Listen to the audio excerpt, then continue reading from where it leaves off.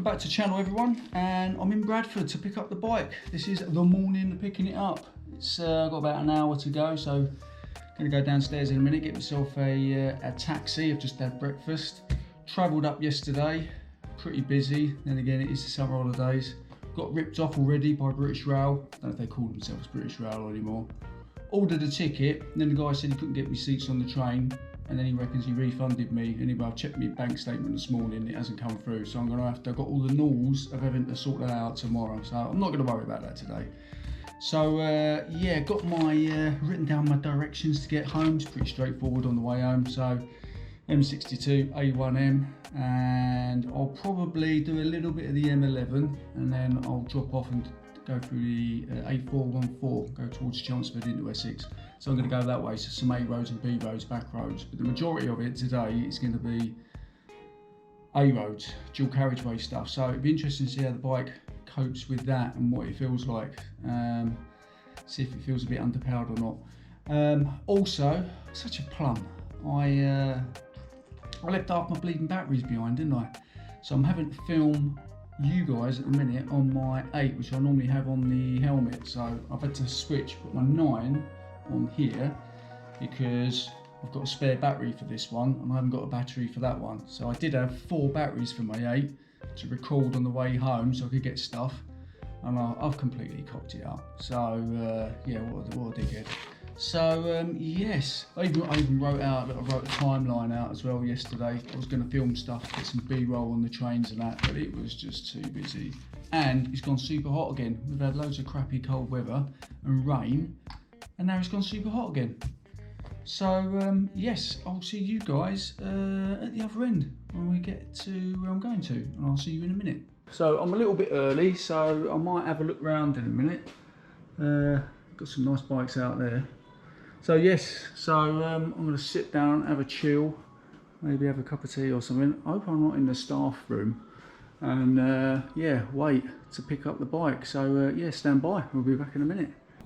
So here he is, the little fella. Check this out, it's like pillar box red. How cool is this? It looks like a guardsman with the black and the red. Very, very cool. Anyway, we've got 218 miles to do. So yeah, a little while. It's going to be good, and get to know each other. Find somewhere to put some fuel in the bike at some point. Can't wait. Let's have a little pooch. The weather is amazing. Hopefully it will stay like this on the way home. How mad's that, eh? It's gone from being freezing cold, super hot. Check how small this is. Ah dear. Right, make sure my mirrors are all... Let's adjust those mirrors. Check these mirrors out. Oh my god. Right, off we go. Off we go, Mo. See if I can find my way home. I've got to get used to having my foot pegs down here.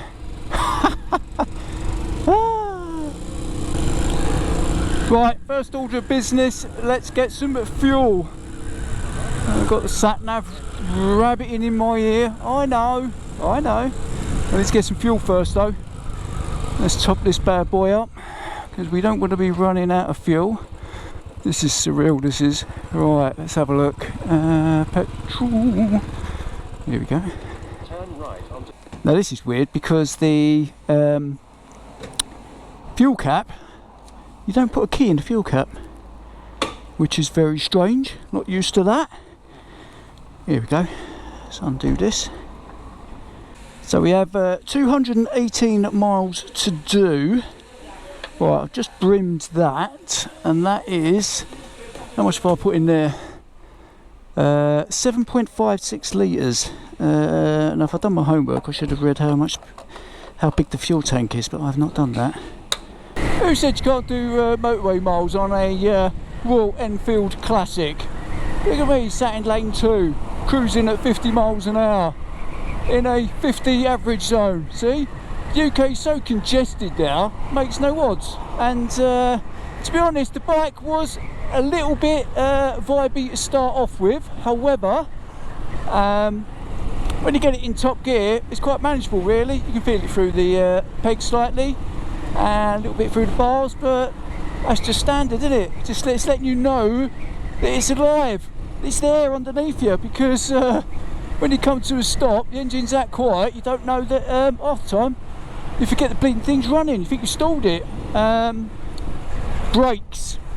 I think, for me, brakes need looking at. If anybody knows out there how to improve the brakes, you know, like braided hoses or something, I think that might be the first thing on the cards to do with this bike. I think would be to do something with the brakes, because yeah, they're sketchy. Well, I say sketchy, they're not. For the bike that does this speed, they're not really. But yeah, I would like to improve them. Here we are, A1M. Start to do our first bit of filtering on the Royal Enfield on Lewis. Taking him down, he's loving a bit of filtering. Check this out. The only drama is, actually no, it isn't a drama. I was going to say the only drama is the mirrors, but they're quite good because they let me know where my bar handles are. I'll tell you what, I'm not going to lie, this is uber scorchio today. Wow. Dear oh dear, what a turn, eh? 1 minute it's freezing cold, next minute it's uber hot. So much for all these bleeding stop oil climate fucking idiots. I'll tell you what I've got to get used to is the gears. At the minute I'm taxiing myself, I'm going down too many gears. I don't need to, I just need to let's get in front of this geezer, stay in a higher gear. Yeah, being a lemon. We're getting there though, we're getting there. Not sure if the camera's going to pick this up, but this is the vibration at 60 miles an hour. Woo! Check that out.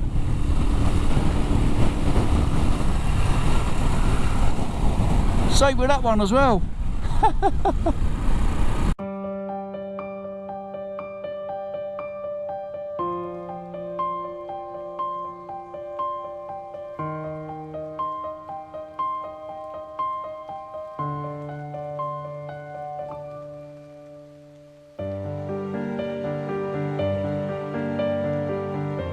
Bike is working amazingly. I mean, I've been on the A1M, the M62 so far, and it's performed brilliantly.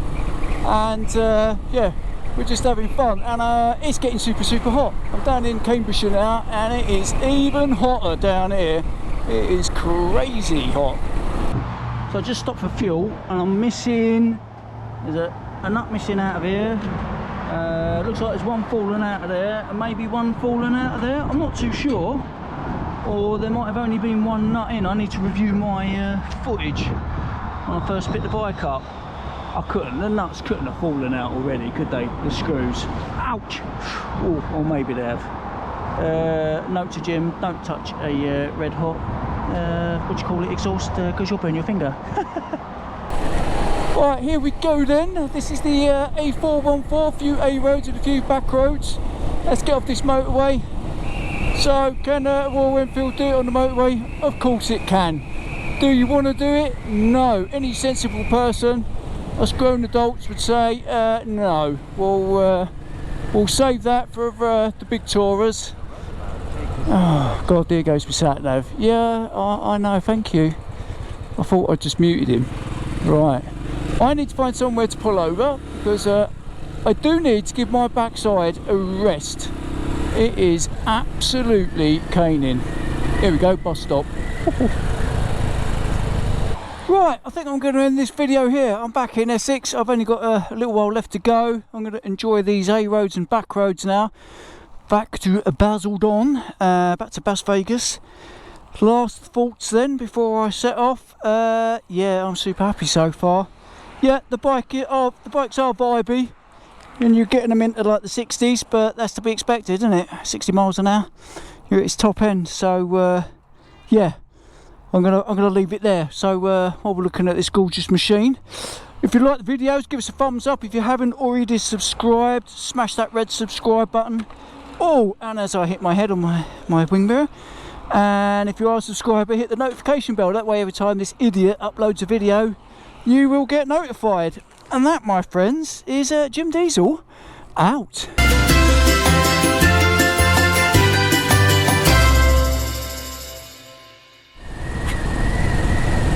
This is more like it, when it's natural habitat here, pooching along. You can hardly hear the engine, there's hardly any vibes coming through the handlebars. I'm doing 45 miles an hour. Absolutely gorgeous. And I'm definitely ending the video this time.